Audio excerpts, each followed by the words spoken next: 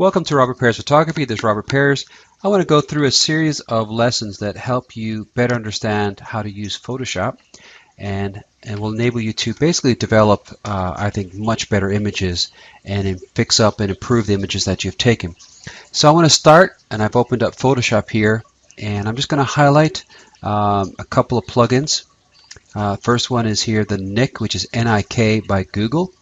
And this is a great series of tools that I will use a lot, and I'm going to go through several of these tools in the various lessons. The other one is OnOne, and it has a series of enhancement tools and ability to resize the picture and do a series of things. So this is a great series of tools as well, and we'll come back to that one a little later. Actions. In our final series, I'll look at actions because these are great tools that you can use to really impact a picture.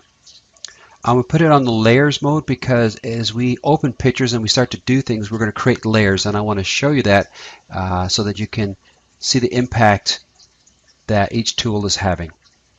Now, when I open up an image, and I go to the bridge, so I went to Browse and Bridge, you will see that I have here a hard drive, and I've created a folder, and in that folder I have subfolders so that I can find all my images very quickly. And here I've selected group pictures and a lot of pictures that I have not actually developed. I have more photographs that I have not developed than I've actually have developed.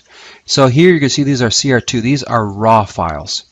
And I'm going to open up a raw file, and I will come back because I know most of you are taking it in JPEG, and I will show you JPEG and compare the two in a minute. But let's start off with this raw file, and as you see, it opens up this raw filter, and this raw filter gives me a whole lot of tools to really play around and work with this picture. And the first one I want to show you, because if you use a wide angle, so here this is not too bad, this is a 7:30, so not too big of a wide angle, or this is like a zoom lens. And what I'm looking for is fringing. A lot of pictures you will get, and you can see here, which is not too bad, a little bit of the green fringe. So as you look at this, you will see here the lens correction tab, and if I click on it, remove chromatic aberration. Let's just turn that on. And if I turn it off, I don't know if you can see that. Let me just go in a little closer. So I turn it off. Do you see the green? And I turn it on, off.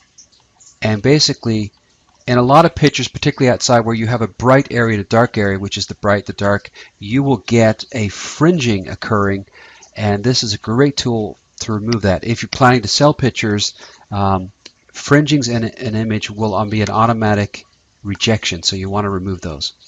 So you can see in this picture I have underexposed, overexposed, which is common in taking a picture. With the raw, I have the ability to put a filter in here, and this, as you can see, is a graduated filter.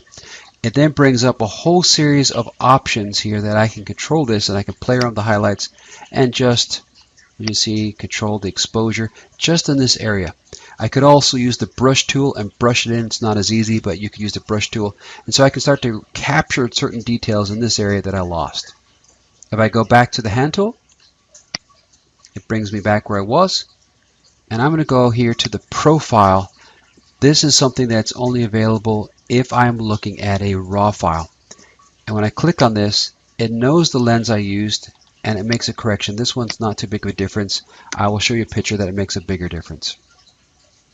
But basically, in a wide angle, I would have some fringing and a distortion of that picture, and this helps to correct for that. So let's go back to the basic tab. And here I can change the temperature.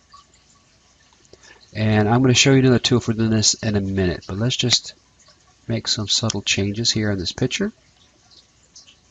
So the clarity, again, look at the difference that made. Let's add some vibrance. I think a little warmer, a little more contrast. I think we're going to take it up a little bit.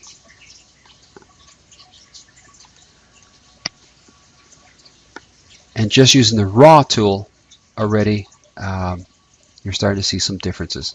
Now, as I said, This Nik plugin is one of my favorites, and one of my most favorites here under the Color FX Pro 4 is Pro Contrast.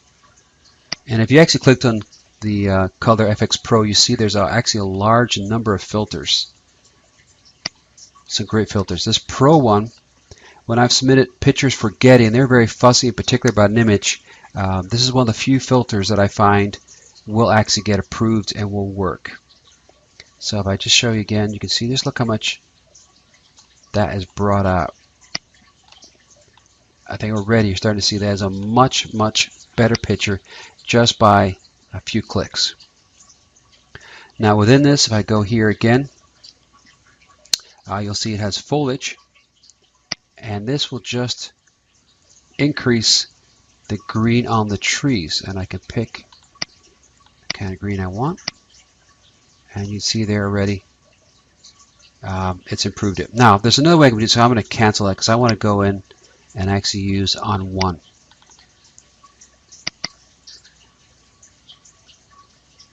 Go to OnOne here and pull it up,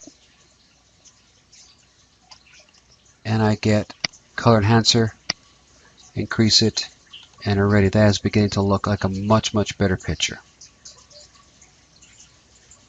And I'm just going to add green, a little more green, so I've added, make sure to add it. Okay, so I've added green, I've added the color one, so I've added two things. I'm going to press apply.